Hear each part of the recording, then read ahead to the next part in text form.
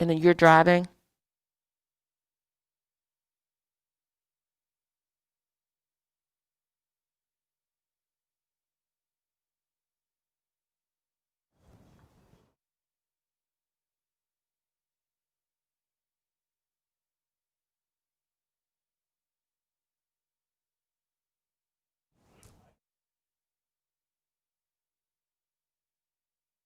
Good evening and welcome to the Superintendent's Town Hall from Durham Public Schools. My name is Chip Sutterth and I am the Chief Communications Officer for Durham Public Schools.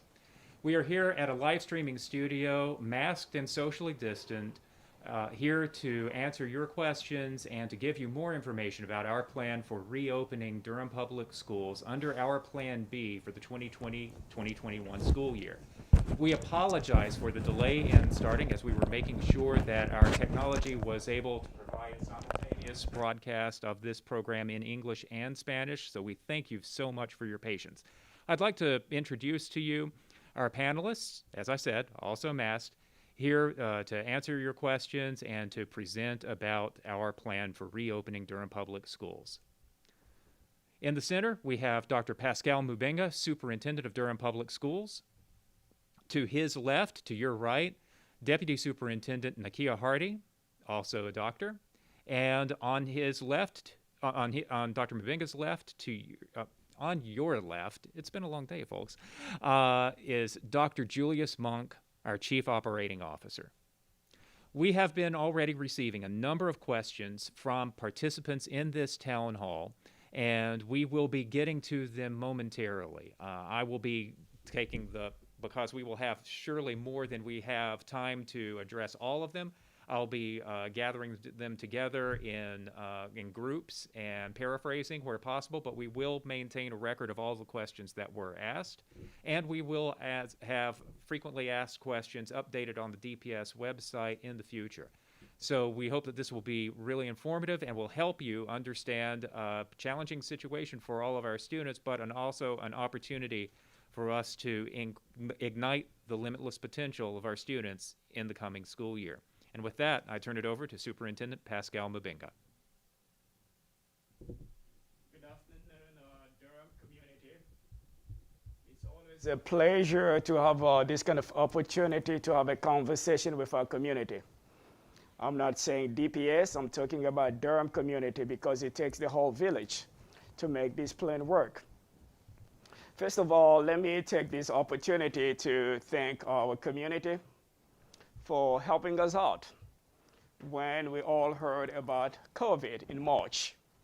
And special kudos to our Duke community, and especially some of the medical doctors there that's been sending me emails alerting me to be able to close schools. And I'm really grateful that you were able to give me those signals. With that, we were pretty much one of the first districts in the state to be able to close our schools because of this pandemic. Moving forward, March through June, we had some challenging time. We had to be able to feed our families, and not only DPS folks that were able to step in, it took the whole Durham community. We are very grateful for that. Now, here we are. We're talking about opening our schools in August.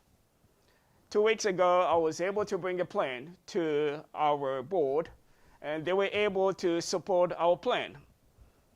I just want to let you know that we have a good and effective task force in place that is composed of teachers, administrators, health department representatives, and you name it.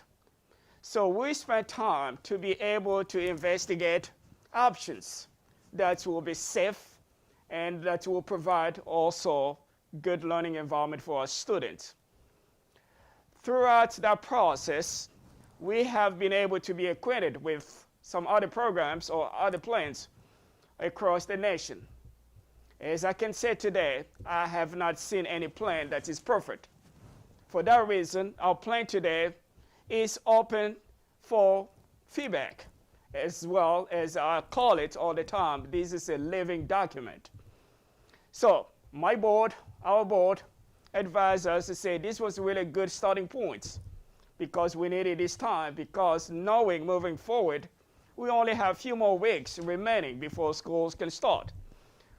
I know whatever plan we have in place, we're expecting our governor probably in the next 2 weeks to be able to give us specific guidance how we're going to open up schools. And definitely we're waiting for that moment to come forward. So the plan that we were able to release 2 weeks ago and being able to share via social media and some of our press, they were able to cover that as well. I'm really proud of the plan that we came up with. Here at DPS and in Durham in general, we always believe in equity. Our foundation, pretty much in everything we do, we strongly believe in equity. That's why you're going to see some of the rationale that was able to drive us to this point was really well rounded around equity. So with that, I'm going to go over 2 slides. Then I'm going to pass it on to my colleagues here. They're going to give you also some rationale how we came up with this particular plan. Then I'm going to come back at the end and share with you some of the scenarios of feedback that we received from our community and tell you also how challenging they can be, and also we're taking them very seriously. We hope in July 16, when we're going to have our board meeting, we are going to have some specific guidance from our governor, and then from that point, we'll be able to make some adjustments that will be able to meet the needs of our community. So I'm going to go with the first slide. Again, as you can see, we have the Spanish version as well as the English version. I just wanted to thank the community and welcome everyone in this particular town hall. Then when it comes to the rationale of how did we come up with this plan?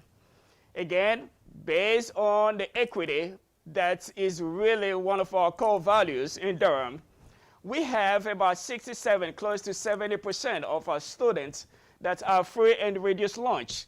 We have to take that into consideration as we're making our decision. 81% of our students are minority. We have to take that into consideration as we're making our decision. So moving forward, as we're going to explain our plan, we are making sure that we're going to provide face-to-face instruction for our most vulnerable students. I wish we had enough space to be able to bring everyone on campus, and at the same time respecting social distancing. But there are some challenges as well, because we have to comply with North Carolina and Durham orders. We have to comply with DHH and NCDPI requirements. And we also have tons of limiting factors, such as transportation, classroom space, and staff. So I'm going to pass it on to my colleagues here. The one on the left, Dr. Hardy, she's going to go to the next slides. Then Dr. Monk will be able to proceed as well. Then they're going to come back to me. Dr. Hardy. Actually, I'm going to go ahead and turn it over to Dr. Monk to take us through the first few slides, and then I'll step in to talk about high school and our virtual options. Thank you. As Dr. Mubenga stated, we are working within the state guidance that we've been provided from both North Carolina Department of Health and Human Services as well as the Department of Public Instruction. Even within that, we're working within the Durham city and county orders. Plan A is minimal social distancing, where I'm we just will still wondering, require can face they coverings. see? I don't see if he's over there. Is that what the But all of our students So they're will not be seeing. able to come to campus, and all of our students would be able to ride the bus at the same occupancy level that they did last year. With Plan C, no one would be at school, and so there would be no bus transportation, all would be remote learning. Plan B is the plan that we have been working so hard on the past couple of months. This is moderate social distancing, where the building and transportation can only be at 50% occupancy, and we can only have one student per seat. This reduces our ability to transport the students as we've done before. Next slide, please.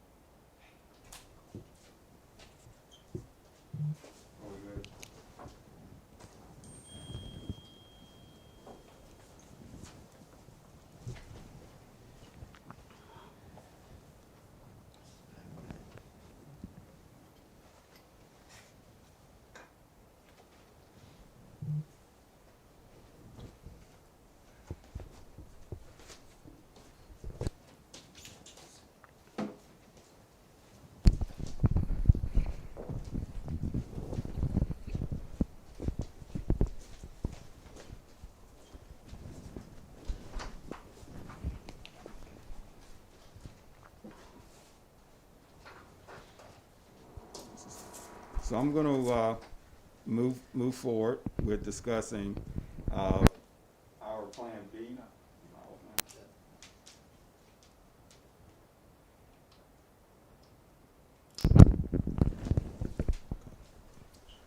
Good?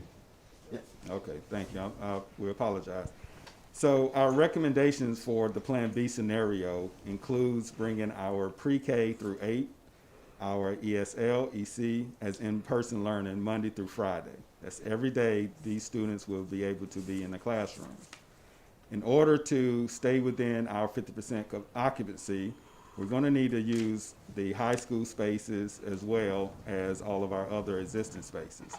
And so we're proposing that our high school students will be remote learning 100% of the time, Monday through Friday. Now, to get to these recommendations, we had to make some assumptions. We need to be able to put 10 to 15 students in a classroom. We need to have staff available to supervise each one of those classrooms. We want to be able to transport at least 6% or greater of our bus occupancy levels. And then we want to be able to do our screenings on campus. Next slide, please. Here are some examples of the constraints that we're facing operationally. Given the guidelines that have come down from NCDHHS and DPI, it reduces our bus capacities by about 67%. We provided an example of what our pre-COVID-19 bus capacity was for our largest school bus, which would be about 72 students. Now that's reduced to 24. So where we used to put 3 students in a seat for maximum occupancy, we can now only put 1 student per seat. And that's if the bus monitor is not on the bus. So those buses that we're also going to provide monitors for, we will reduce that by 1 more seat, and so that will only be 23 students per bus. Then there's school nutrition. As Dr. Mubenga has said, we serve about 64% of our students are free and reduced lunch. And so beyond the serving meals in classrooms, we also have to figure out a way to make sure that our high school students that are remote learning and our other students that may be participating in Ignite also have access to a healthy and nutritious meal. Next slide, please. And then there's the capacity once we get them to school. We normally would calculate our square footage based off of 26 square feet per children. So a typical 650 square foot classroom would produce seats for 25 students. That's now been reduced to, at the lowest end, 43 square feet per student, which would be 15 students in a 650 square foot classroom. That would be reserved for our students at the upper grade levels. We realize that our pre-K and kindergarten children need a little bit more space. They are already given that kind of space during normal times. We also recognize that our EC students have additional space for equipment and the like. So they are about 60 square foot per child or 100 square foot per child. Next slide. And with that, I will turn it over to Dr. Hardy. Thank you, Dr. Muck. High school students under our recommended plan will participate in virtual learning. It is important for us to note that virtual learning as we begin the 2021 academic year is not going to be the same experience that our students experienced during the March COVID closure. Our students will have the opportunity to participate in live instruction, opportunities for social interaction, as well as opportunities for acceleration and intervention. Let's start with live instruction. Students will participate in live instruction 3 days a week and follow a regular schedule according to their block or period schedule. We will also have Wellness Wednesdays across the district. This will be an opportunity for our students to engage with their counselors, with our social workers, and our restorative practice coordinators. As well as Fridays will provide an opportunity for flexible grouping and students to have acceleration and intervention support from teachers. Teachers will also have office hours, and it will provide individual support for students with club meetings. Next slide, please. In addition to our recommended options with Plan B, we are also launching Ignite Online Academy. This online option will provide personalized instruction for our students, offer core classes, and flexible scheduling options so students can obtain mastery of our standards. Students will also have a regular schedule with live instruction 3 days a week, Wellness Wednesdays, and flexible Fridays. Students enrolled in Ignite Online Academy will remain connected to their base school. For example, if a student attends a magnet school such as Watts Montessori Magnet, they will not lose their magnet seat if they choose to participate in Ignite Online Academy. Our Ignite Online Academy teachers will come from DPS schools, and students will be placed with teachers from their base school to the extent possible. As families consider this option, please know that this decision is for first semester. Families can choose to return to their base school second semester, and this opportunity to make this selection will be ongoing through July 22nd. Additional information is also available on our Ignite Online webpage, as well as a frequently asked question document. All students participating in Ignite Online will have access to a Chromebook and will be able to participate in extracurricular activities such as athletics with their base school. Next slide, please. As we plan for our students to return to school, we recognize how important it is to support their social and emotional needs. As part of our strategic plan, we have 4 core beliefs. One of those core beliefs is a child-centered approach. We believe that our students deserve a caring, culturally responsive environment that embraces the whole child. Our support staff, including counselors, social workers, and restorative practice coordinators, are critically important as we transition to the beginning of the upcoming year. In addition to the support that our students will receive from our support staff, our teachers will also be integrating strategies as they are providing instruction to help our students become more expressive during the academic time in a live instruction. I would like to start with support from each of the groups. For example, our school counselors will provide individual and small group counseling. They will work with students and families to support students in course selections and any schedule changes. They will also work with students in college applications and employment applications, as well as applying for scholarships. Our school counselors will continue to partner with our college advisors from the University of North Carolina at Chapel Hill and Duke University. This wonderful program allows us to support our juniors and seniors in their pursuit for application and admittance into institutions of higher education all across our country. Our school social workers will serve as the point and lead for our co-located mental health services and will coordinate with our families access to community resources to ensure that we are supporting our students as well as our families. Our restorative practice coordinators will work with individual students as well as small groups of students to hold restorative practice circles. These will occur on Wednesdays and Fridays. And finally, I'm excited to introduce and to share with us a partnership that we have with FHI 360. They are working with Durham Public Schools to develop a social emotional learning hub for families, staff, and students. This portal will provide resources, tools, and activities that can be used both our partners and to support our students and their families. For example, there will be resources such as to help students with anxiety, self-regulation, empathy, and crucial conversations. We will also feature quarterly themes that can be used in partnership with our schools to ensure that we are supporting our Wellness Wednesdays. Next slide, please. We would like to thank you for listening to our presentation today. Durham Public Schools will continue to work with our county partners, our State Department of Health and Human Services, as well as our North Carolina Department of Public Instruction. As more information becomes available, we will make sure to be flexible and respond to the needs as necessary as we prepare for a safe and healthy return for our students, staff, and we work within the Durham community. At this time, before we have questions and discussion, I would like to turn it back over to our superintendent, Dr. Pascal Mubenga. Thank you, Dr. Hardy. Thank you, Dr. Monk. Prior to taking your questions, Let me just say this. 2 weeks ago, when we presented our plan to our board, we did not have this much details. I think all these details is coming as a result of feedback that we're able to receive, particularly from our high school families. So it's a living document. We are not done yet receiving feedback. That's the reason why we have in this format, so that we can receive more feedback from you to make our plan better. Let me just give you one particular scenario that I receive quite often from our parents.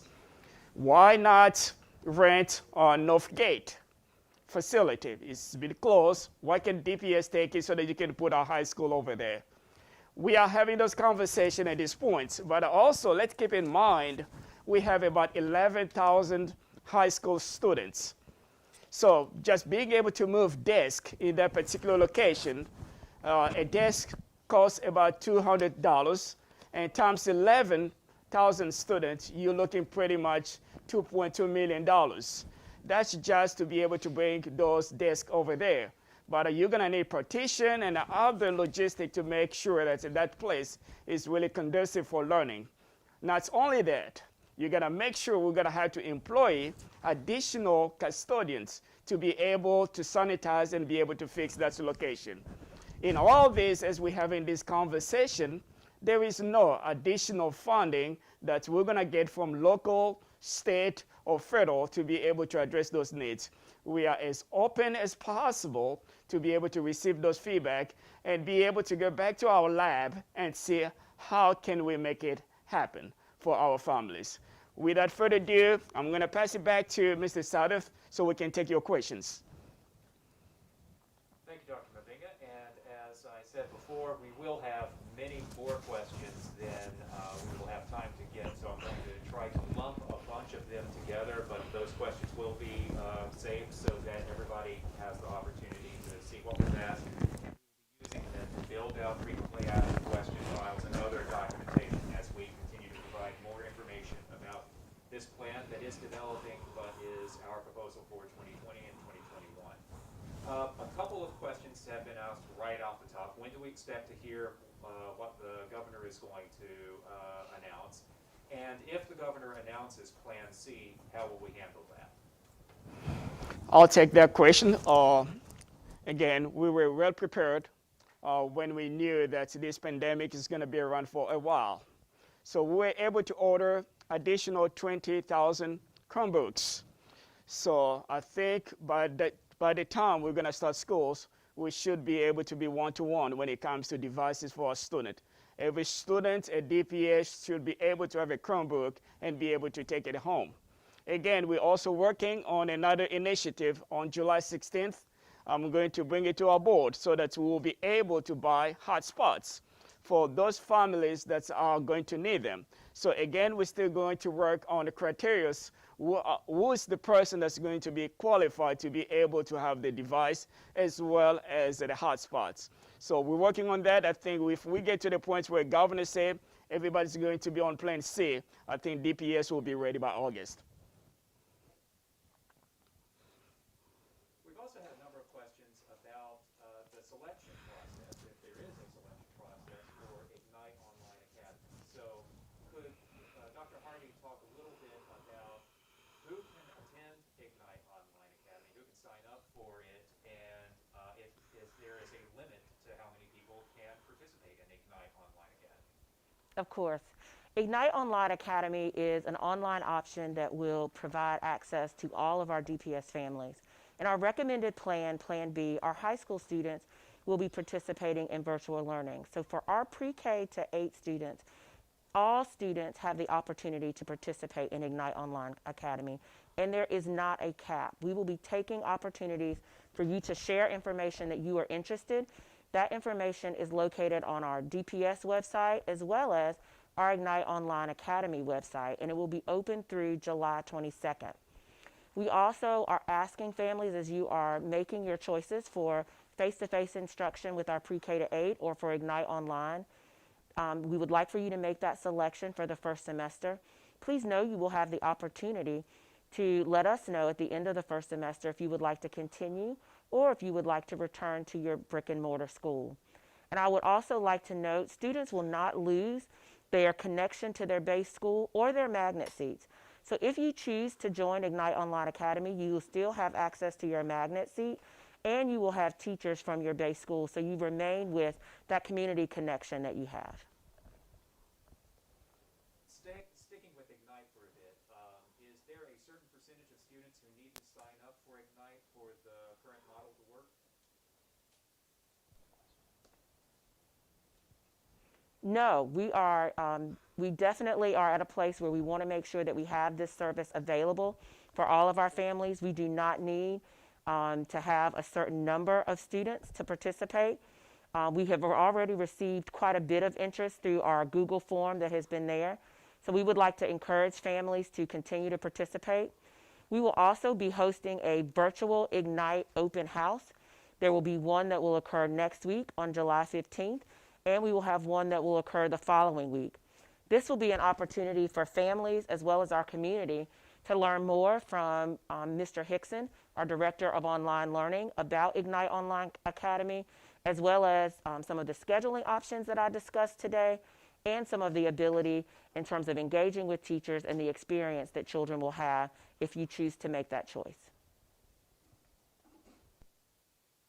I'm going to speak loudly because my microphone is acting up, and while we're working on that, so appreciate your patience.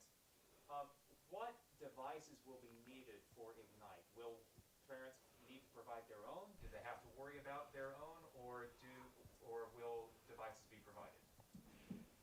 As Dr. Mubenga mentioned, with the support of our community and our board, we have been able to purchase Chromebooks for every student in Durham Public Schools. So families who choose to select Ignite Online Academy will be provided with Chromebooks. We will also be working with our board to make sure that all of our families have appropriate internet access, such as hotspots. And so families who also do need hotspots, we will work with those families to make sure that your students have all of the tools necessary to participate in remote learning.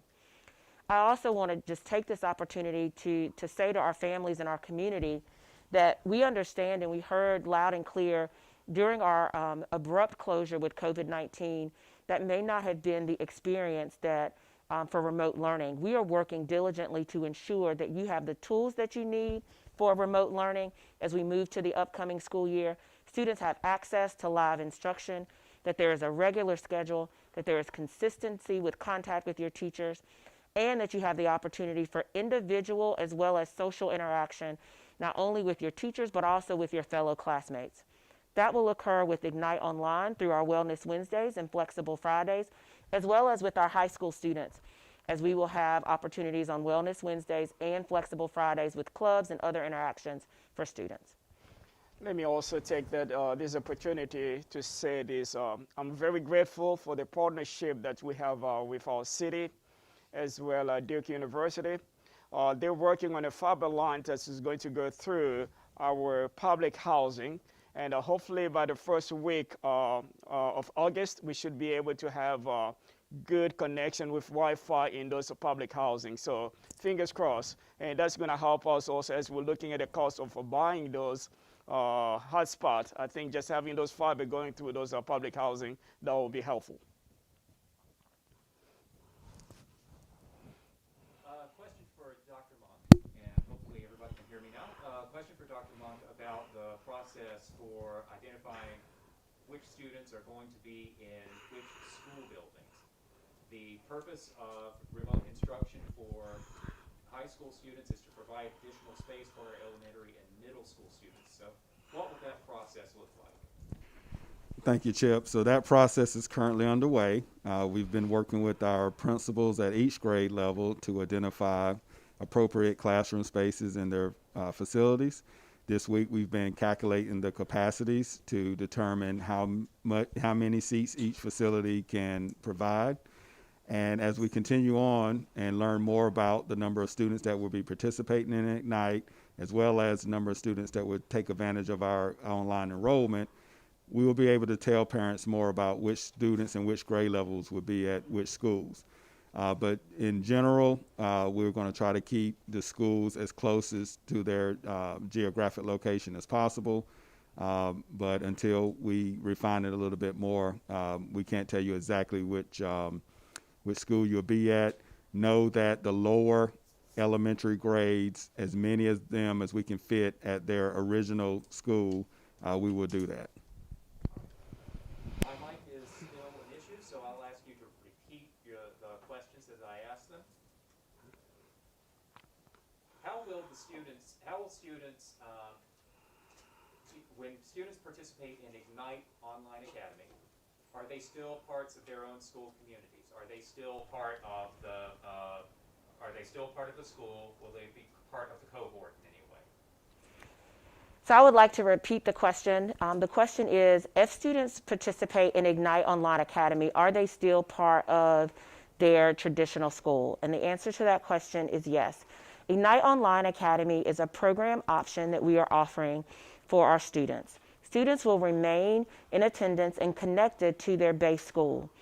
And students will also have the opportunity to participate in extracurricular activities such as athletics and other programs with their base school. And to our extent possible, students will have teachers from their base school. I also would like to share that students and families will not lose their magnet seats if you are on a specific transfer that has been approved at another school. So one of the examples that I gave was that for our Montessori school. So if I am a student who is attending Moorhead Montessori and I would like to choose to participate in Ignite Online Academy, I will not lose my magnet seat if I attend Ignite Online Academy.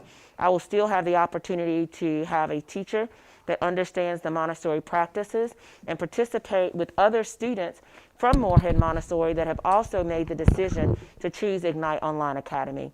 We recognize how important it is for our students who are participating in remote or virtual learning to still have that community, whether it's with the students at their particular school, as well as that community and that feel, because we know how important our social and emotional needs are for our students.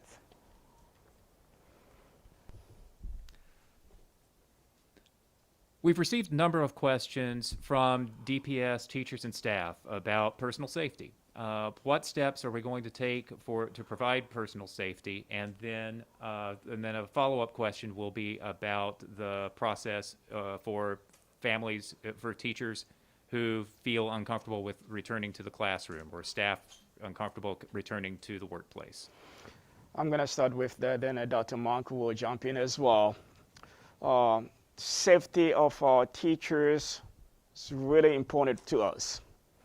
I think Dr. Monk is going to be more specific as far as PPEs are concerned that we're trying to purchase, as well as the one that we're able to receive from DPI to make sure that our staff are safe.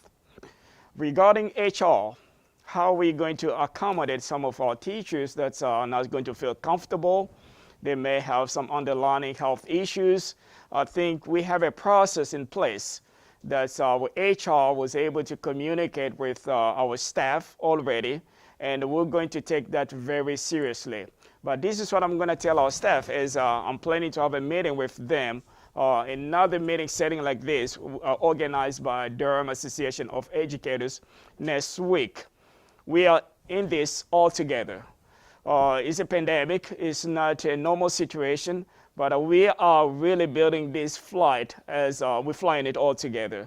So we're going to need a support, and we're going to ensure that all safety precautions are going to be taken to make sure that our teachers, they're going to feel safe. I'm going to give a particular example. I know we may get guidance from the state that may say that they are recommending our students to wear masks. But I think here in Durham, I think that's where we're going to need support from all our parents. We're going to require every student to wear a mask. What's the rationale behind that?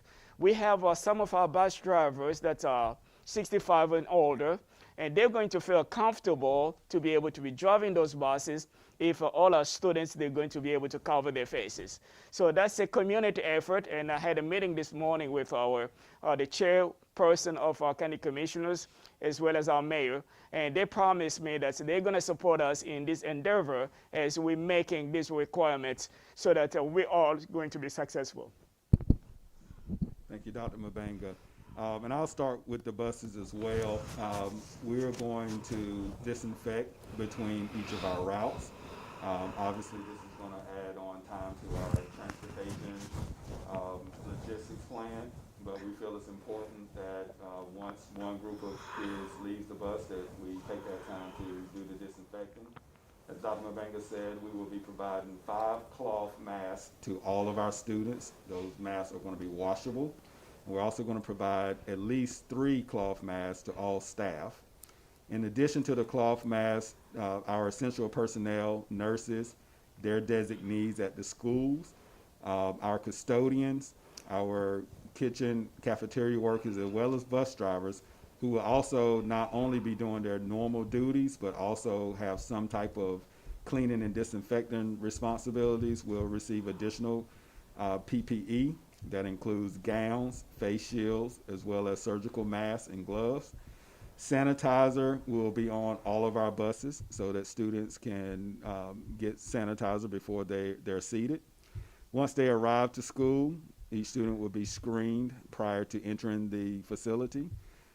There will be sanitizer at each entrance as well before they walk in. Once they're in the facility, everyone will be social distancing. They will be entering into their corridor that they will be spending the day in, so that we are able to cohort our students. In each classroom, there will be sanitizer. For those spaces in our group toilets and individual classrooms, we're going to make sure that our custodians keep those areas stocked with soap and paper towels, so that people can make sure that they are keeping their hands clean at all times. If someone tears their mask, loses their mask during the day, every school will have disposable masks that they could pass out to the students. The nurses will have already, we received from the state 2-month supply of PPE for our nurses and their designees. We will be ordering additional supplies as requested by the nurses once they determine what that burn rate is. So it's certainly challenging, both logistically and financially, but we're going to do what we need to do to keep our families and our staff safe and healthy.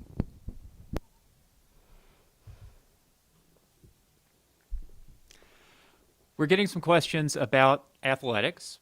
Are we considering athletics? Why are we considering athletics when there are health concerns in the community? When will decisions be made about athletics? Dr. Hardy, could you speak to the role of athletics at our high schools and middle schools?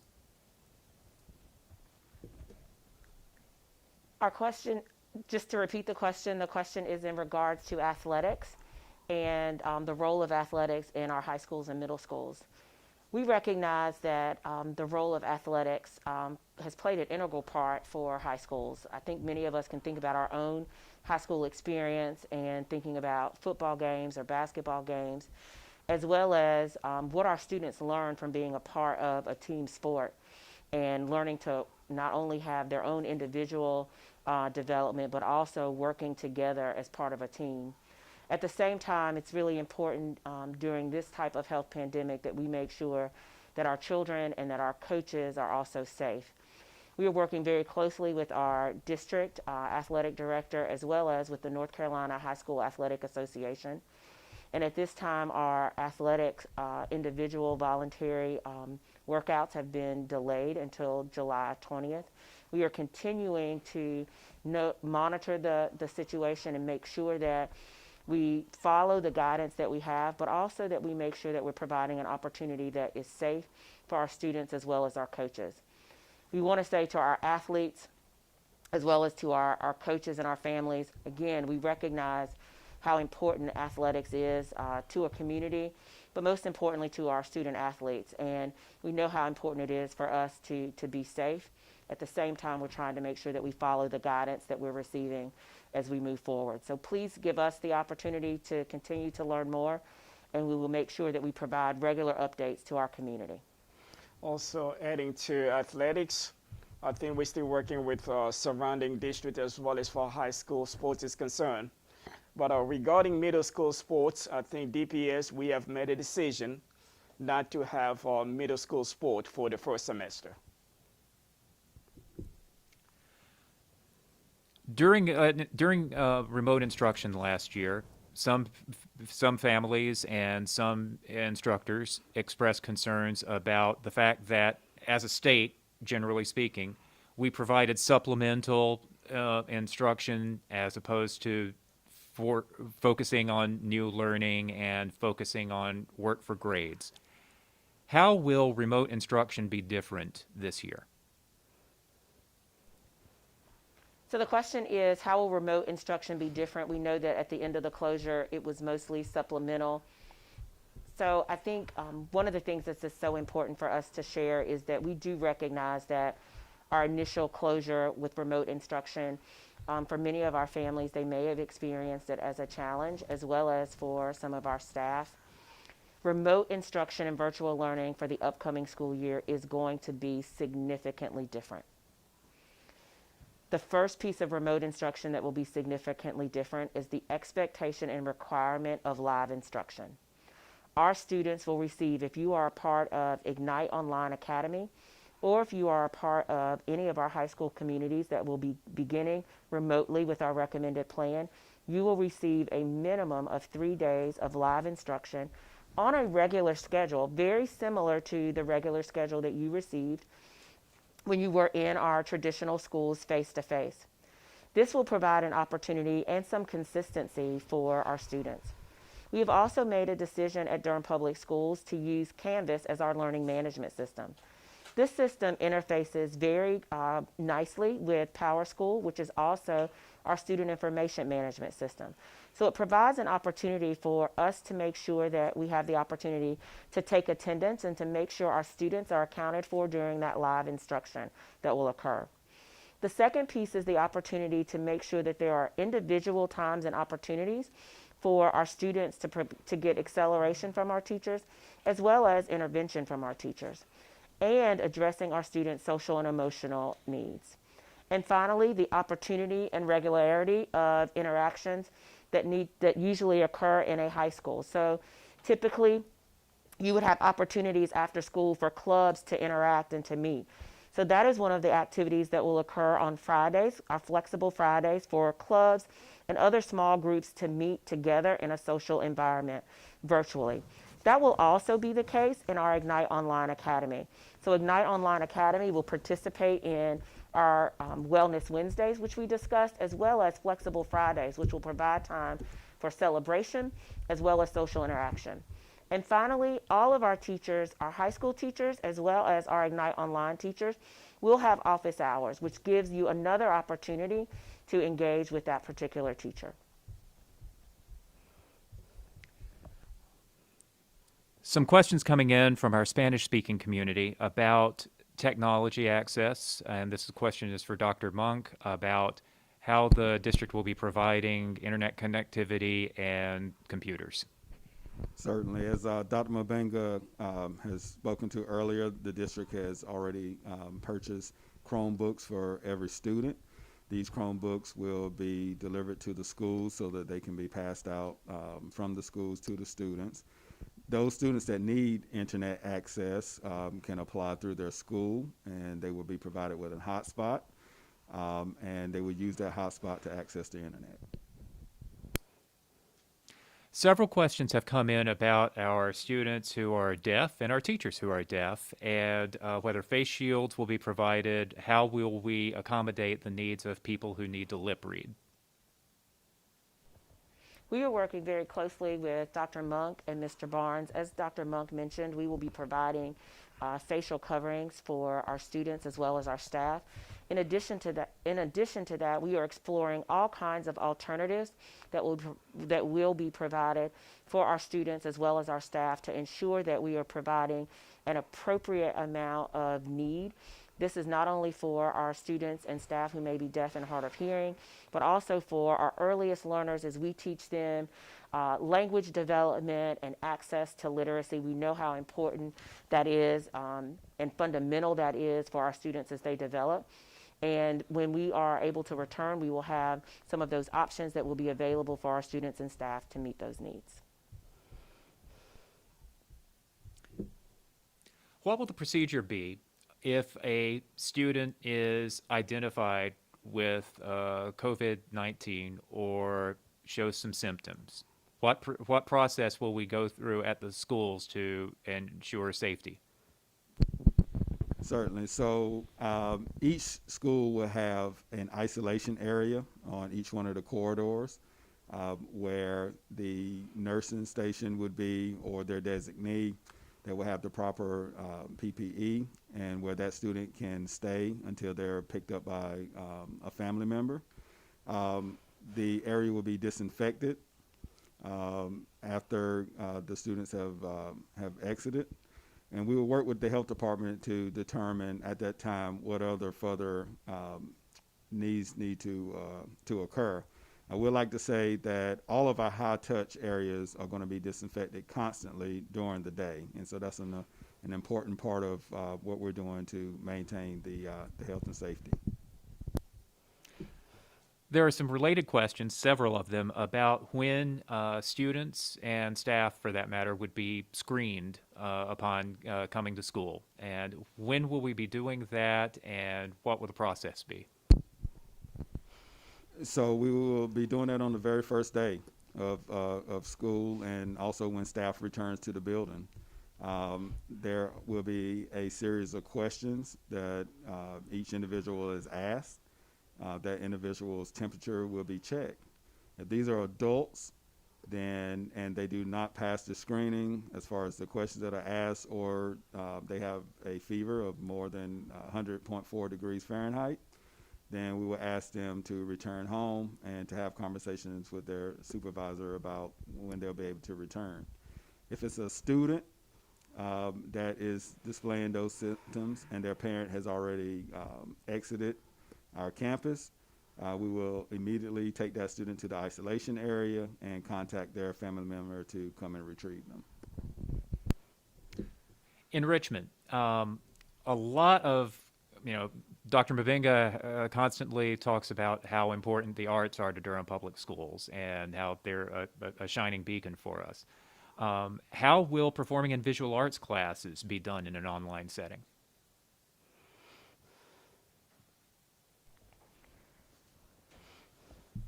We recognize how important the arts are.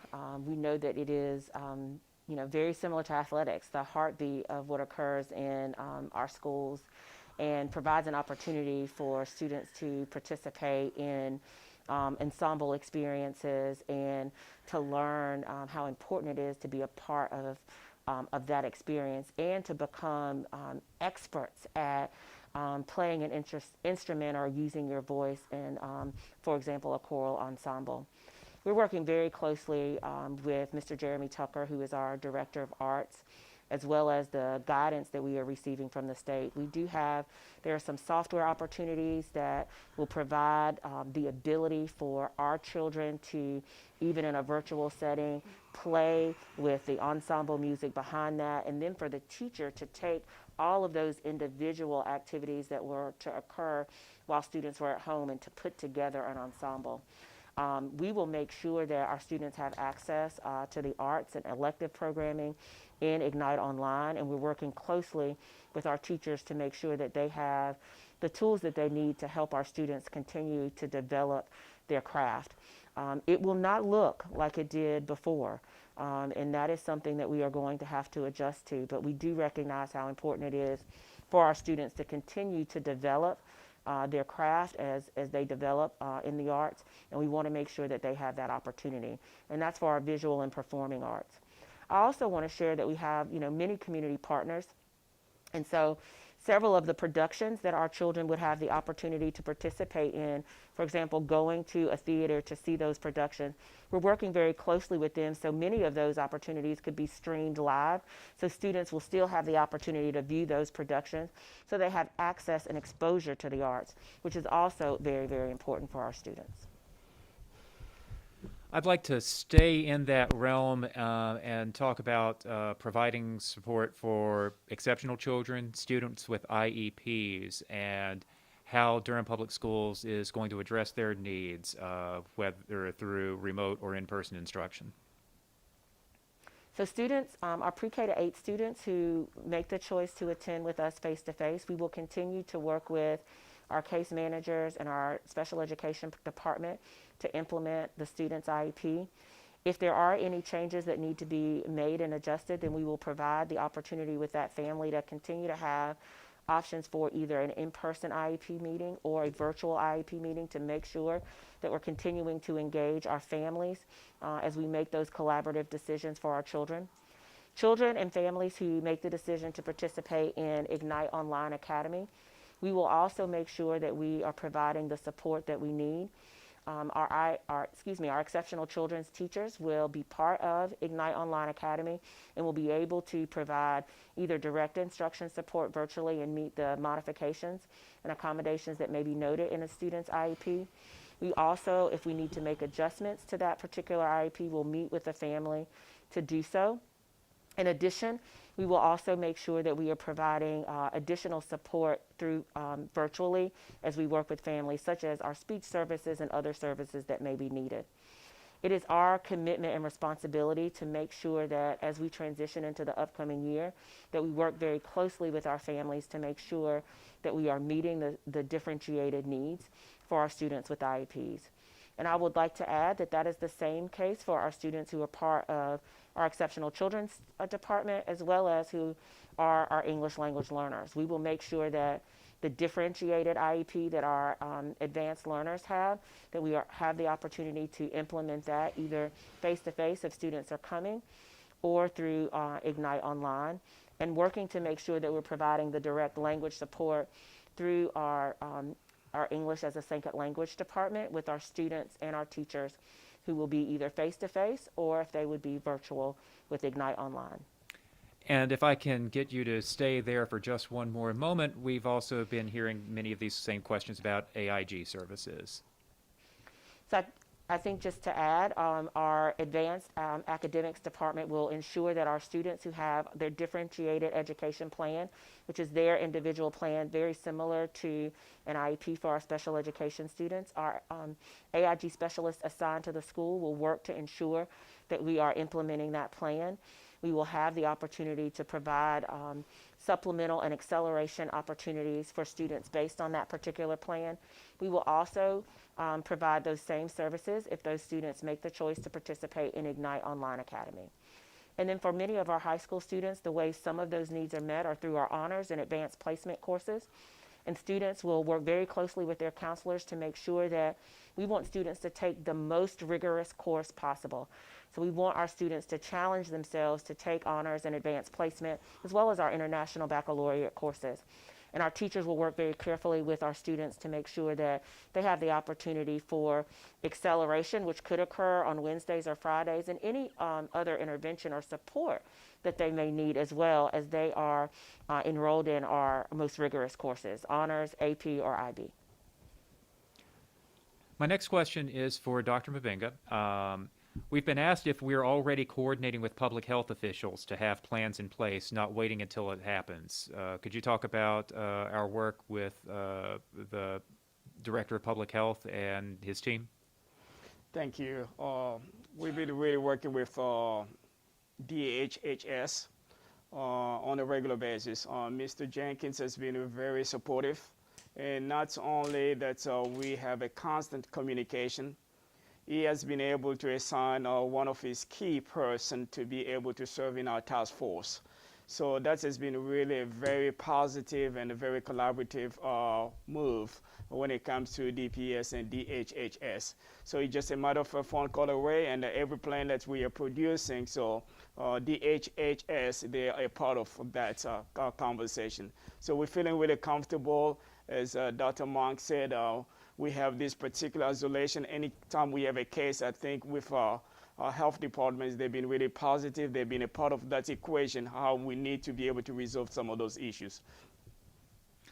Related to that, can we talk about school nurse availability? I've received a lot of questions about that. So I'll say this about nurses, and as a matter of fact, I had a conversation today with Mr. Jenkins, who is the director of our health department.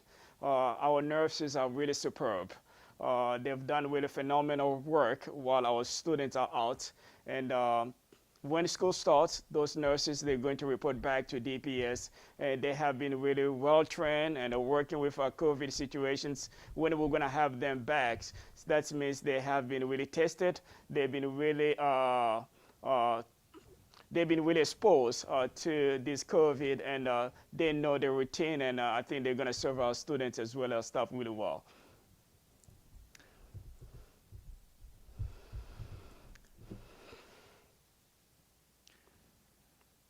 Could we talk a little bit about what in-person instruction will look like?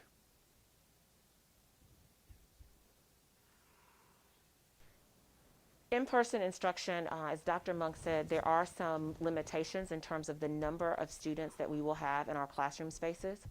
So one of the major differences that students and families will experience is that the number of students in the classroom will be reduced from the number of students that you would have that you would have seen in your classrooms last year. You will have the opportunity to work with your regular classroom teacher. That teacher will be providing instruction. For example, in our elementary schools, at our earliest grades, our teachers teach all 4 subject areas, so they will have the opportunity to provide that instruction to your students. Our students will have access to Chromebooks. And one of the things that is really important as we've made the decision to ensure every child has access to that technology device is almost all of our literacy and math resources are also available online. So one of the things that is also going to be different is the number of print resources that you would see and soft touch resources that you would see in a classroom. Students will have access to those tools within their Chromebook so that they can engage in learning with their Chromebook. Students will also have access to the teachers who would normally come into the classroom to provide instruction. So for example, our AIG specialists, as we've also talked about, some of our EC teachers. So the major difference that you will see is going to be the number of students in the classroom. We're also working very closely with Dr. Monk and facilities to make sure that as students are and about, they'll be in a cohort and in a hallway area so that we can make sure that we are protecting our students and keeping them as safe as possible.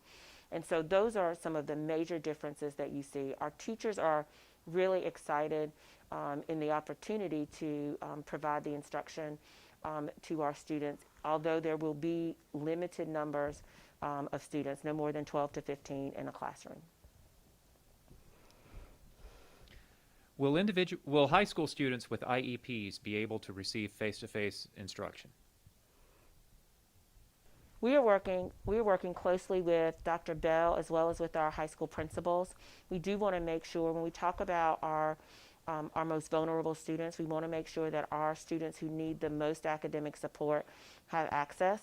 And so students who do need face-to-face access, we will work very carefully with Dr. Bell as well as with our EC teachers to make sure that they are provided an opportunity for some face-to-face instruction. An example of that could be our students who are on the occupational course of study. Those students do have job shadowing and job hours requirements as part of their diploma requirements. So making sure that we provide the opportunities and access so that those students will have the opportunity to meet their diploma requirements. I've received a couple of questions about access to the buildings during on-campus instruction for parents and volunteers. How will we handle visitors, generally speaking? So access from parents and volunteers is going to be limited. This is guidance that we receive from both the North Carolina Department of Health and Human Services as well as DPI. This is to make sure that the people that are in our charge during the day are as isolated from outside interference as possible. We realize there'll be times during the day that a parent may need to drop off something. We get the mail delivery, things like that. Those are understandable, but school as we know it will look different. The first day of school is normally a time where kindergarteners and first graders, parents like to walk them to the classroom, things like that. Given the occupancy levels that we have to maintain, that's just not going to be possible this year. And so our first priority is to make sure that we provide a healthy and safe environment where we can educate our students. And then where we need to make exceptions, the schools certainly have that flexibility as long as they're doing it in a safe manner. And a little bit of angst has been communicated about about the Chromebooks and keeping them safe and secure, and how we'll handle it if there's damage or something else happens. How will IT be managing all of these devices that we're sharing with our students? First of all, we're gonna say to our students, please take care of these very expensive devices, and to our families. We recognize, though, that through normal wear and tear and just by accidents, things could happen. And so we do have a limited supply in which we can switch out our Chromebooks, but it's not a one-to-one. So we don't have 66,000 Chromebooks available to switch out.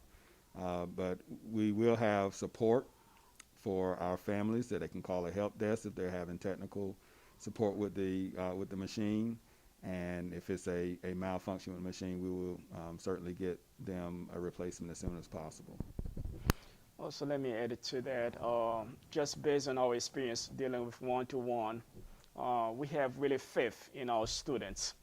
The same way they protect their personal devices, their cell phones, they will be able to look at those Chromebooks as something that they need really to protect it dearly, that they will be able to use throughout the year. So we have faith in our students, and we should have faith in our families as well to help us to protect those devices. It's fair to say that the most concern that I have heard about our Plan B is for the fact that high school students would be learning remotely. And we were challenged by our school board to identify more ways to keep our students engaged.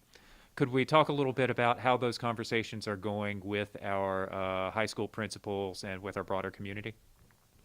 Let me start off. I think when we presented this plan 2 weeks ago, I think there have been a lot of adjustment made already, as Dr. Nakia Hardy alluded to it. Today, we had a conversation with our mayor as well our county folks.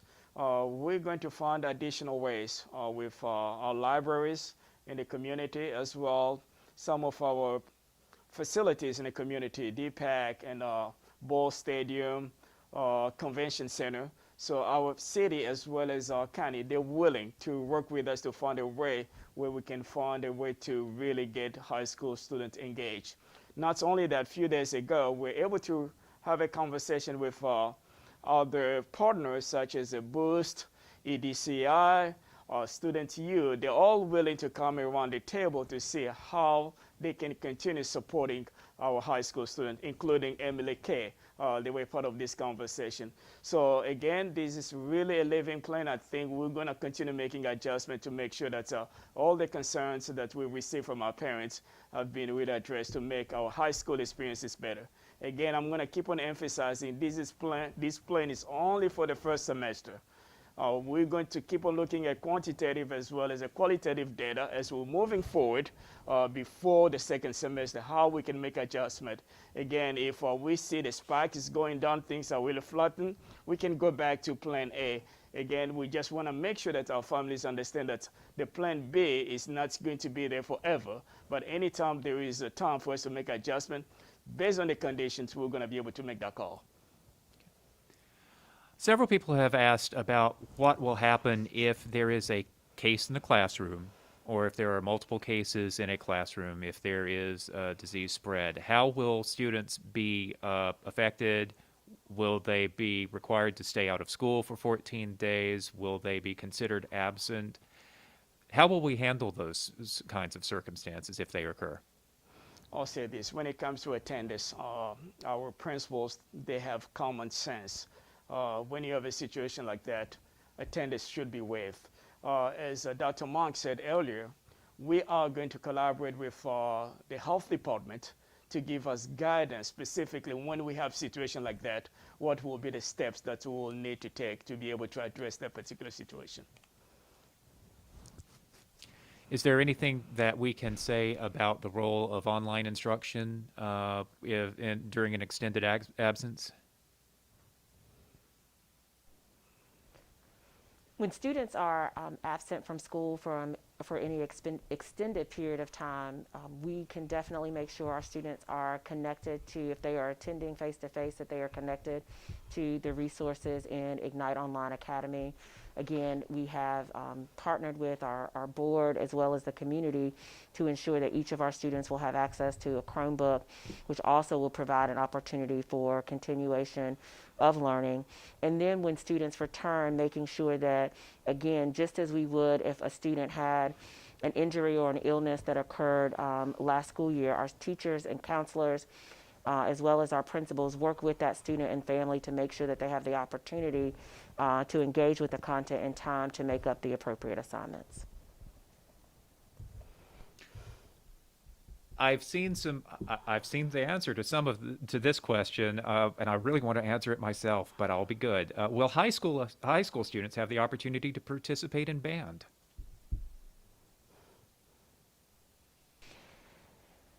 So one of the things that we know is when we think about arts and athletics and those opportunities where students are in close proximity but also learning just a great deal. I actually participated in band when I was in high school and was a drum major, so the arts has a special place in my heart. It's also really important as we think about what's going to occur with the pandemic that we have to be cautious, and those opportunities where we have students that would congregate or gather together because we want to make sure that we're keeping our students as safe as possible. We're working very closely with Mr. Tucker, our Director of Arts, to provide software for our students as well as for our teachers that would allow us to virtually create these wonderful ensembles. You've probably seen some of them streaming on YouTube or on social media, where it's amazing when you can hear all of the different vocal parts or in a band or an orchestra playing together. And there is software that allows students, I can be playing individually and then the teacher can put all of those instruments together so we can still have an ensemble performance. Teachers can also, with this software, provide feedback to the student regarding how they're playing the particular instrument in terms of, as well as to our vocalists. And so we're going to continue to work with Mr. Tucker as well as our arts teachers and our community to make sure that students have as much opportunity to continue to develop their craft and have exposure to the arts. Dr. Mubenga, we've been asked what we think of the Wake County rotating schedule and why we didn't consider something like that. Thank you. I was anticipating that particular question. Every community is different. I think I was able to give some statistics about our free and reduced lunch, which is close to 70%, which is completely different to Wake County. And our population is a little bit different compared to Wake County. I think every solution that we found is going to be pretty much locally based and being able to meet the need of that particular district. I think whatever plan Wake County has, I think is really good for Wake County, and the plan that we come up with, I think, is based on, as we say, equity and other factors.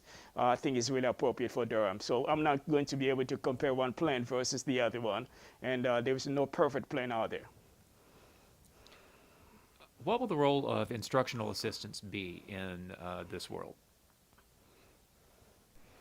Our instructional assistants, they partner with our teachers and provide not only academic support and instructional support to our students and our teachers, but they also provide social and emotional support and working very closely with our teachers in our classrooms.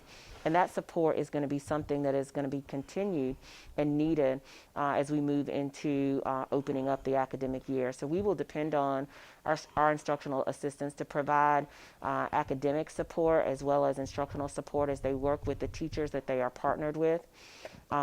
We will also lean on them to help us make sure that they are continuing to provide individual support sometimes to students as they are developing with their academic and their social needs. Our school communities, all of our staff that are at our schools are really critical to the development of our children, and they each play a very important role as we move forward into the upcoming year. We're hearing from a lot of teachers and staff, particularly teachers, who want to know more about their teaching assignments and how they will be assigned between Ignite Online Academy or in the classroom. How will those decisions be made, and will teachers be required to do both? I'll start with saying no, they're not going to be required to do both. And we're asking our teachers to give us just a little bit of time as we are recruiting those students and those families online. That's going to give us a good base to know how many teachers will be able to assign online versus the one that's going to be brick and mortar. So it's going to take a little bit of time. Let us have those numbers, then we'll be able to make those adjustments. Again, as I said at the beginning, there may be some teachers with underlying health issues that they may not feel comfortable to be on campus. And all those issues, I think, combination of trying to know how many students we have online and be able to work with our HR to know some teachers that may not be comfortable to be on campus, that's what's going to determine the assignment for our teachers. They just need to give us a little bit of time as we're working all those kinks. What can parents do to help prepare students for this, and how can Durham Public Schools help parents be prepared if they're going to be learning from home, if their students are going to be learning from home? What supports are we able to provide that would be different from what we had last school year? I'm going to start this conversation, then Dr. Hardy will jump in as well. I think our students, they know what we're going through. With this pandemic, everyone needs to know that education or schools are not going to look the same. Expecting us to be able to conduct school prior to COVID is going to be almost impossible task. It's going to take a conversation with our parents, as well as our community, faith-based community, everybody else, that things are going to be different as we are building this flight and we're flying it in the same time. We're going to ask for patience, and we're going to ask for education, not only for our parents and some of our community advocates. They're going to be able to step in and be able to help us in this endeavor. I'll give you a case in point. I had a conversation with some of our community partners. There are some families, they do not know how to help their kids just to be able to turn on a computer.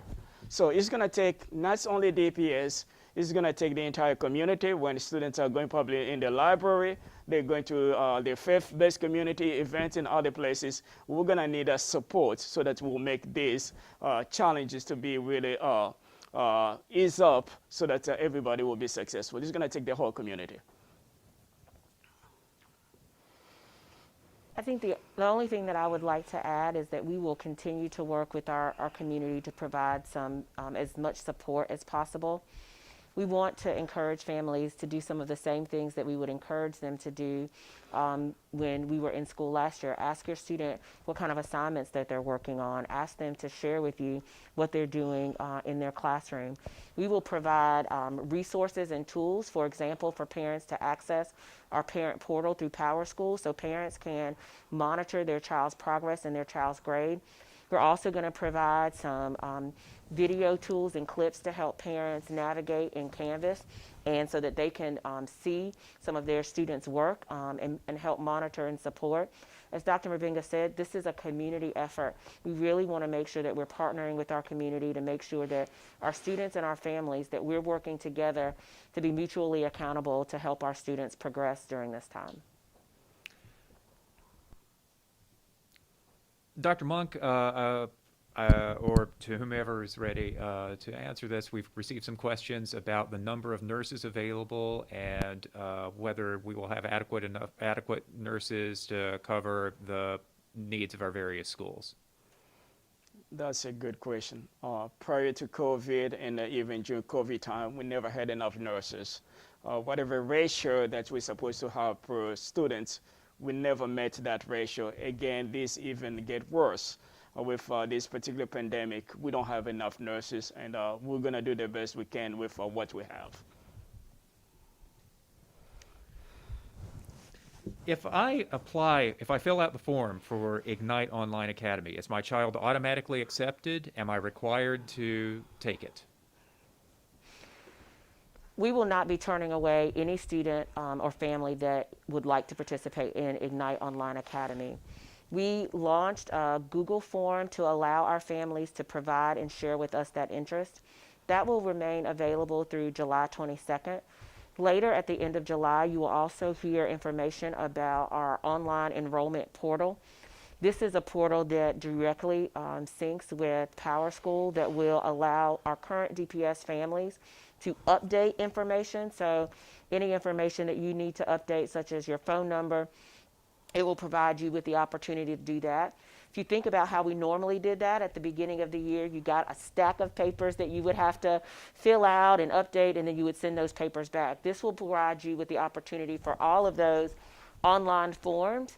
They will be right there in our student enrollment portal. There will also be an opportunity in that student online portal for you to let us know that you are interested in Ignite Online Academy.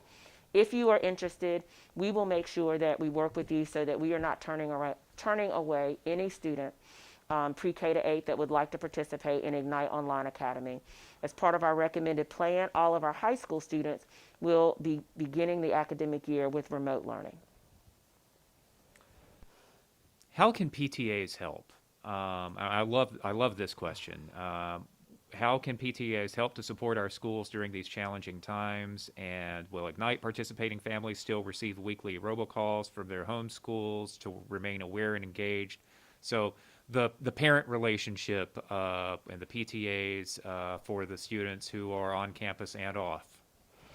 So we're pleading our families, in particular in this case, our PTA, reach out to your school.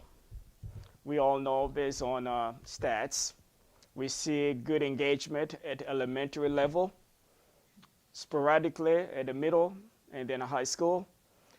With this pandemic, we're gonna need everyone to be involved. Our principals, they're gonna need all the help they can get to make sure that our students will continue to learn. So our offices, our schools are wide open to welcome parents with your ideas, your suggestions, how to make this academic year successful. I've had some requests for a little bit more information about the cleaning and sanitizing practices and how what the routine is going to be. So as far as cleaning, our daily cleaning practices will continue on. The major difference is going to be the constant disinfecting of high-touch areas. That's your railings on your stairways, door handles, desktops, things like that. Those things are just going to have to be constantly disinfected. We're going to encourage students not to share supplies and utensils and things like that. But if you are having an art class and they're sharing paintbrushes, before they go to the next class, the teacher will need to disinfect those things. We're going to make sure that trash stays empty by doing a lot more roaming around to make sure that occurs. And then make sure that our soap and paper towel dispensers stay full. And while I'm with you, Dr. Monk, how will we provide the meals for our students who are participating in Ignite or virtual high schools? So they will be provided similar to how meals are provided towards the end of the school year. We would have designated pickup spots for students to retrieve those meals.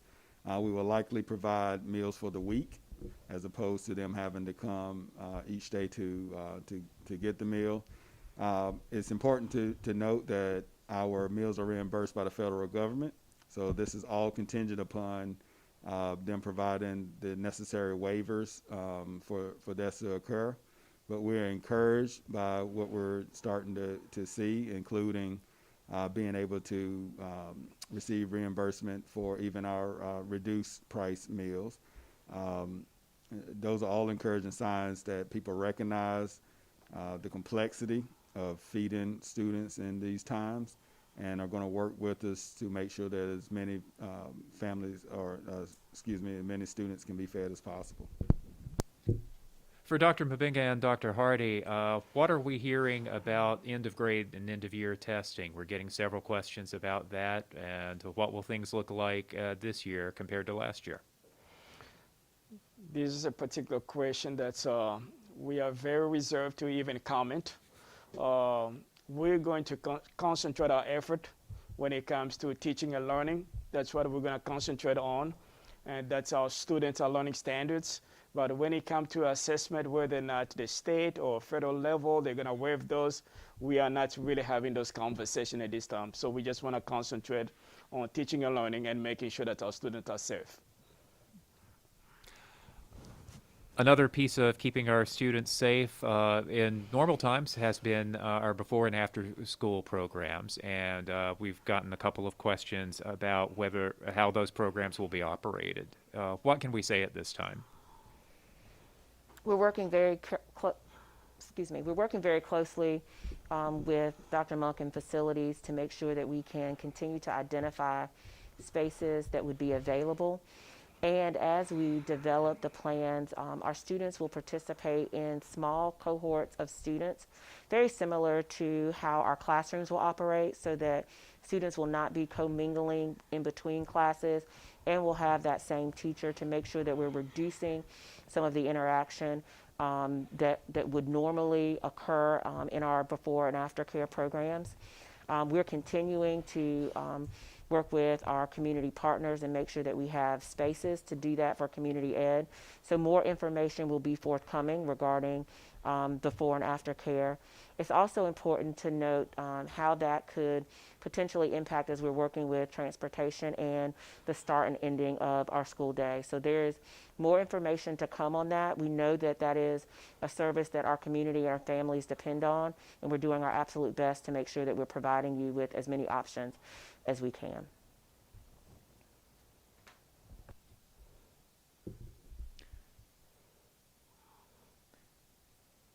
If we follow through with Plan B, under what situation would it be necessary for in-person learning to switch to online learning? Do we have a sense of what circumstances might change how we provide instruction? I think we're going to need some kind of stability, because we're going to be able to assign our teachers online as well, the one that's going to be on campus. If we register students, that's going to be for the semester, but there are going to be some situation or special cases that we'll be able to look into and be able to make those adjustments. I think as much as stability we can have, that's going to help us placing our students in one fashion or the other. A few questions coming in asking about what happens in the fall if when cold and flu season ramps up, and how we're going to deal with that at the same time that we're watching out for a more serious disease. I think we're going to track numbers. As I said earlier, we're going to look at numbers, and our plan is not written on the stone. And our governor is going to be looking at these numbers as well. He will be advising schools whether or not to go completely plan C, and we're going to be able to follow suit as well. But locally, if we're getting to a point where we're in plan B and things are not really improving in Durham, I think in collaboration with the health department, with our board, we'll be making decisions accordingly. A couple of questions about our expectations of students, whether they will maintain social distancing, whether they will wear masks, and some of those questions are directed particularly at our youngest students and those expectations. What are our thoughts, and what are we going to provide to help our students learn how to keep each other safe? It's going to be a challenge. As you all can see, we've been sitting here roughly for 2 hours. It's challenging to have a mask on. We're going to work with a younger one. It's not going to be something really comfortable. It's going to be a process. As they live with their parents, going to grocery stores and other places as well. I think they're getting accustomed to wear those masks as well. But we are going to be patient with our younger one. It's not really easy to be able to have those masks for such a long time. And we're going to be very compassionate, and we're going to be flexible, and we're going to work with our students. And to repeat a remark that Dr. Monk made before, we will be providing our students with face coverings, 3 washable face coverings, 5 washable face coverings. A couple of questions about the relationship between the Ignite online curriculum and the in-person curriculum. Are they the same curriculum? Will they timed similarly? And if someone needs to move from one to another in the special circumstance, how will that transition be? So we provide a pacing guide for our students, for our teachers, in terms of how we map out the content and the standards and the amount of time that we're spending on those content and standards throughout the year. So that particular pacing guide will be used for Ignite Online students as well as students that are face-to-face. Also, almost all of our resources, especially our most recent resources, with the support of our board in approving district-wide approved high-quality resources in the areas of literacy and math, are also available in digital format. So students in both settings will have access to our approved district-wide instructional materials for literacy and math. So students will be able to, if families make the decision at the end of first semester to go back to their traditional school, students will be able to integrate back to their traditional school seamlessly. Another thing that I think it's really important to note, and I just want to make sure that our families know that it's important to us that you still have that community feel at your base school. So to the extent possible, your teachers are going to be teachers from your base school, which also means when your student returns, they will be able to integrate seamlessly because you will have a teacher, although teaching 100% online, that will be from your child's base school. A staffing question. With our children spread out over more school campuses and with fewer students in-person classrooms, will we need more teachers? Will teachers be spread further? How will we handle that? Ideally, it would be nice to have additional teachers, but with our plan in place, we're able to look at our model and try one of our elementary school as well as our middle school. I think we are going to be fine. I'll say this for our teacher assistant as well as some of our on-call teachers and every adult that we have on campus. Everyone is going to be involved to be able to impact the learning of those students. So we are very diligently looking at those numbers, and I think we're going to make it happen.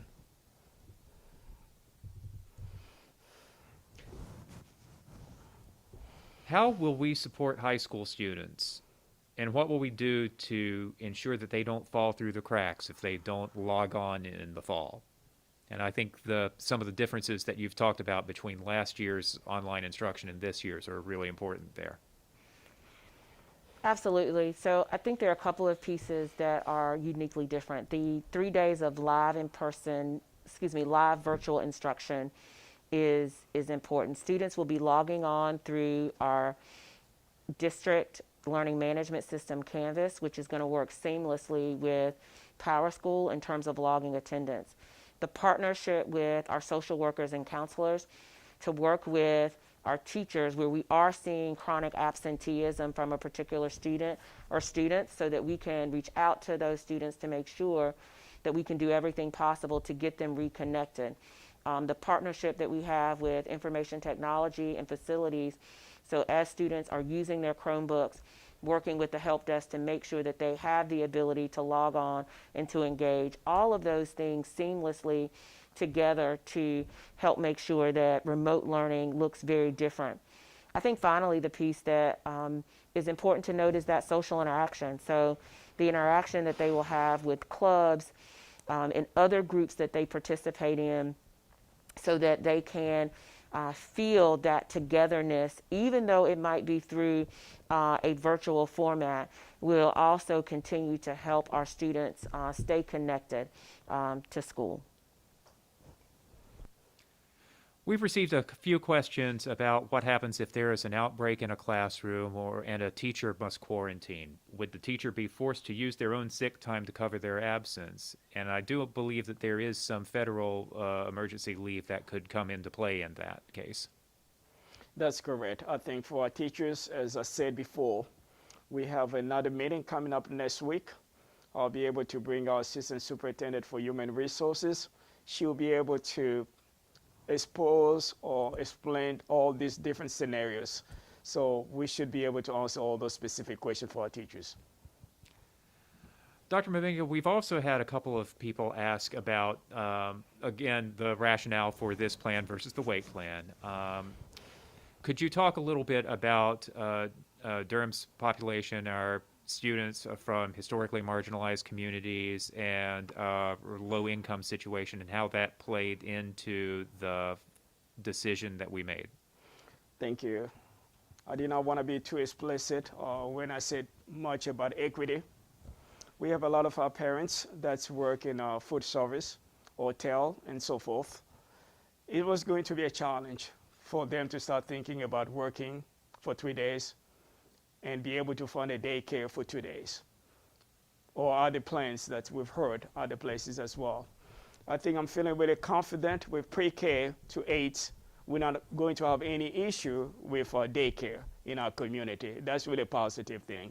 And the fact that we came up with that decision not to be able to become a babysitter institution, but we have to consider the needs of our parents. If our parents are feeling comfortable, I think they're going to be able to work with us as they're sending the student to us. And we did not want to be in a situation where the community is kind of pretty much spread out and everyone looking for daycare. I think that was also one of the factors that drove our decision. Another factor as well, as we know, as we're looking at a younger one, putting them online, it was really a challenge for them. Having a kindergarten in front of a computer learning by themselves, it was really a challenging task. Knowing our families, that some of our families cannot really help the student with homework, and having 2 or 3 kids to be able to work with them for 2 days and things of that nature, that was also one of the factors that we're able to consider to make this decision.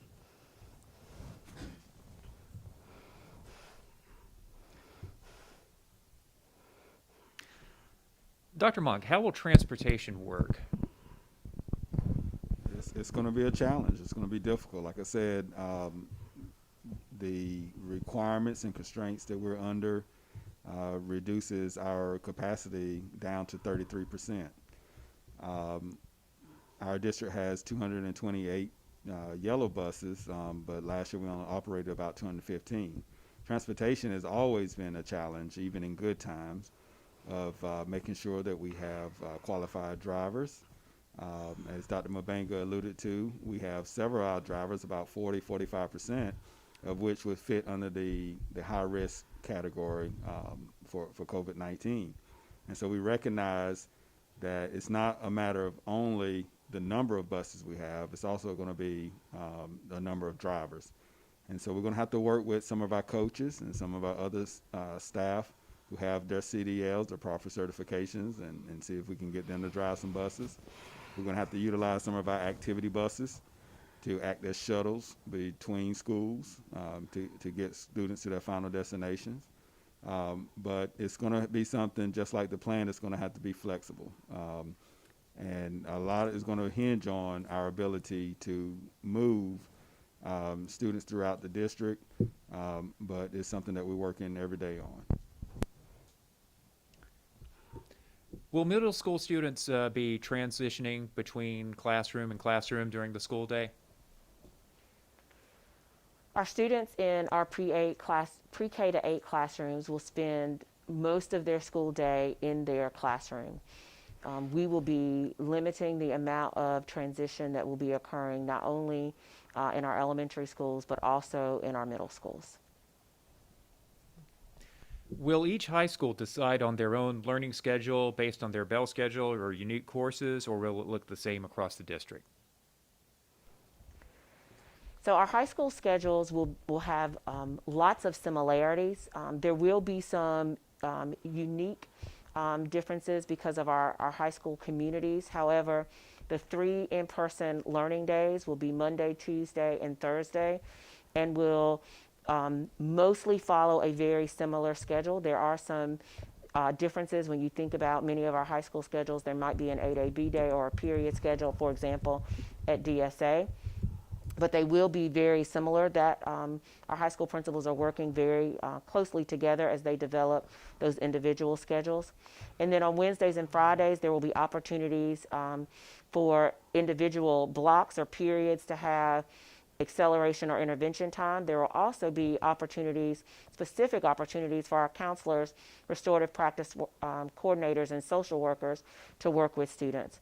They're also building in time for lunch, but not just for students to have lunch on their own, but for there to be social lunch, because you think about the socialization that does occur, and many of them have the opportunities before to have, social groups when they would have first, second, or third period lunch.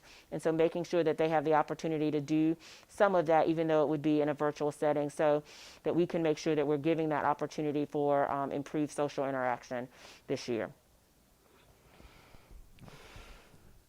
I've received a couple of questions about the new Safer at Home order amendments that were made at by Durham County today, and I just want to clarify that the order requires signage to be posted that can be viewed from at least 15 feet, advising people who enter of the requirement to wear a face covering. It is not changing the distances that from 6 feet to 15 feet. So it's not changing the distances for people. And so that does not affect the social distancing that's in place in Durham Public Schools. Let's see here.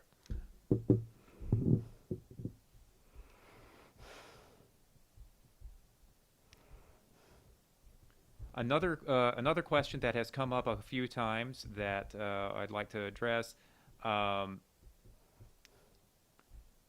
Will teachers who are considered at risk or who have at-risk family members at home be given options or priority as Ignite teachers? There is a process in place with HR. And Arasi Atkins, our assistant superintendent for HR, will be able to elaborate on that process. We have to make sure that we're going to have schools, and we have to make sure that our teachers are safe as well. And that process is pretty much the guideline that we're getting from NCDPI, and we're going to follow it, and we're going to continue explaining that process to our teachers so that everyone will feel comfortable understanding that process. And if you're qualified, you go through that process, then at the end of the day, HR will be able to get back with you to explain to you whether or not you're qualified. We have some questions about air quality, building air quality, heating, HVAC, filtration, and things like that. And I think this would be a good time for a quick update from Dr. Monk. Certainly. So our facility services department, they're utilizing ASHRAE standards as it relates to our HVAC system. The 3 key components that ASHRAE has put out related to public schools and universities is to make sure that you are properly installing your air filters for your pieces of equipment, that they fit properly. The next guidance is to make sure that you're changing them with the frequency necessary as it relates to the manufacturer's recommendations. And then the third is if you have the ability to increase the MERV rating, which is how they basically rate the ability for particles to move through the filter, then do so. But they also recognize that a lot of equipment, like the one at with Durham Public Schools, where we have facilities that are anywhere between 45 and 50 years old, that your equipment may not be able to have hospital rated type filtering. And so in those cases, we're going to make sure that we have breaks for students to go outside, recognizing that the current state order requires masks to still be worn even outside, but at least they're out in the fresh air. And then when available, to open windows and allow fresh air in.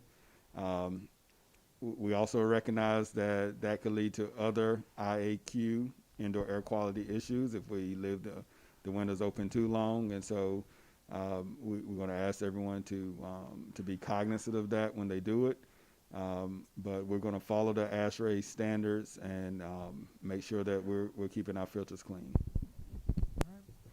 We've received a few questions about workload of staff working in school versus Ignite, extra duty, and things like that. And I believe that those will be handled during the upcoming meeting with teachers that the DAE is helping to organize, correct? That's correct.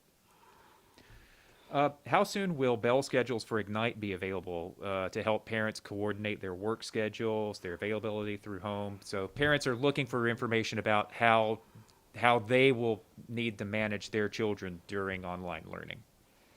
We actually have, there was a press release that went out earlier today. We actually also have, with our Ignite Online, frequently asked questions. So parents can view online the schedules that you would see for our K-2 students, our 3-5 students, and our 6-8 students, so that you can see where you would need to make sure that your children have access to log in for the live in-person instruction. We will also be providing a virtual open house for Ignite Online. The first one will be July 15th, and then there will be another one the following week. That will be another opportunity for parents to see the schedules that students will have during Ignite Online, as well as ask questions with Mr. Hickson, our Director of Online Learning. We're approaching our last 5 minutes or so of this town hall. We very much appreciate your listening and your participation in this and your questions. We will be providing more answers to the questions that we didn't get to online. We'll collate them and continue to provide that information. Parents have decisions to make, and they're challenging decisions in a challenging time. What would the three of you recommend parents and guardians think about as they're evaluating their options, as they're looking ahead to the future? How would you advise them to make the best decision for their children? I'm going to start off to tell our parents that we're doing everything possible to make sure that their babies, when they come to us, they're going to be well protected. Safety is a priority for us, as well as we're finding out all the means possible to make sure that education is going to continue during this pandemic. I think every family have to make a decision, and families have choices as well. But what I'll promise to our parents, that we are here to listen. I've worked in this particular district for 3 years. We're here to listen and to take their feedback very seriously, so that we can make adjustments so that DPS is and will be the first choice for their families.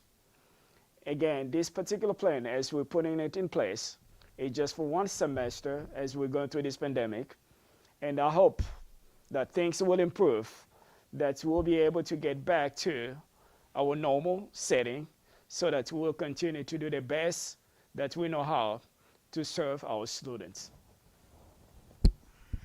I would just like to echo something Dr. Mubenga said earlier. We want parents to make the choice outside of school as well, to follow the guidelines of social distancing, wearing face coverings when they're out, doing all those things that is going to help us all as a community, as well as it's going to model for our students whenever they come to school appropriate behavior to keep everyone healthy. So this is definitely going to be a team effort, and we're looking forward to the upcoming school year, because we recognize how important it is, not only for just getting back to a sense of normalcy, but for the life outcomes of all of our students. As families are making their decision for our high school families, we want you to know that the remote and virtual instruction that you received at the end of last school year is not the remote instruction that you will receive this year. We are committed to doing everything possible to providing consistency for our students, to ensure that they are connected and engaged, and that they have as much direct contact with their teachers as well as social interaction with their classmates as possible. As you also are making the decision for your child and your family, we want you to choose DPS. We are doing everything that we can to ensure that we have options, and that is why our Ignite Online Academy provides options for our students to ensure that they still will have the opportunity for education and connection, and that they will not lose that personal connection that they have to their base school. As you are making these decisions, please don't hesitate to use the tools that Mr. Sudduth has talked about to provide your questions and give us the opportunity to respond. We are here for you, and we want you to make the choice for DPS. Just a couple of questions left to pick up some spares in the last few minutes that we have. There are high school classes, science labs, technical programs like engineering that typically require in-person support, and we've had a few questions about that I didn't want to miss. So we are working very closely with our Executive Director for Career and Technical Education, as well as our CTE teachers, and with Dr. Monk as we are looking at how we're utilizing our spaces. There are multiple options that we will be able to provide. Many of those options include virtual labs that students will be able to participate in. For example, some of the science labs that students would usually actually have to be in the lab to do, as well as virtual instruction where students can use the technology to move some of the things that they would be learning. For example, in our Skills Trade Academy at Southern School for Energy and Sustainability. There also could potentially be options for teachers to stream some of their demonstrations in their classroom using their students with that on that live instruction that will be occurring during those 3 days. So we recognize that with our CTE programming, we have to make sure, as well as our science programming, that we give students the opportunity to have those experiences so that they will be able to master the content.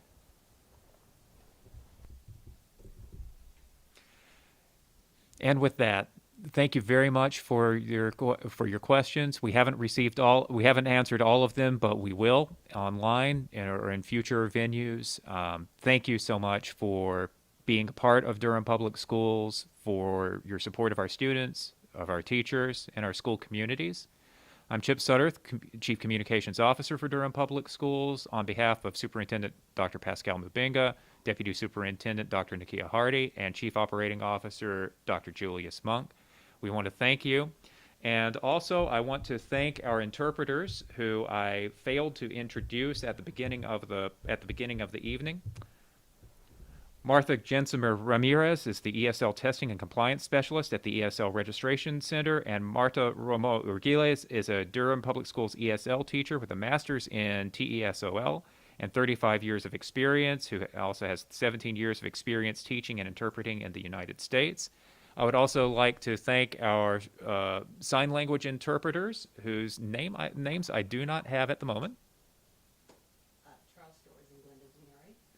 Charles Storrs and Glenda Deniari. Charles Storrs And Glenda Deniari. Thank you all very much, and we look forward to continuing the conversation.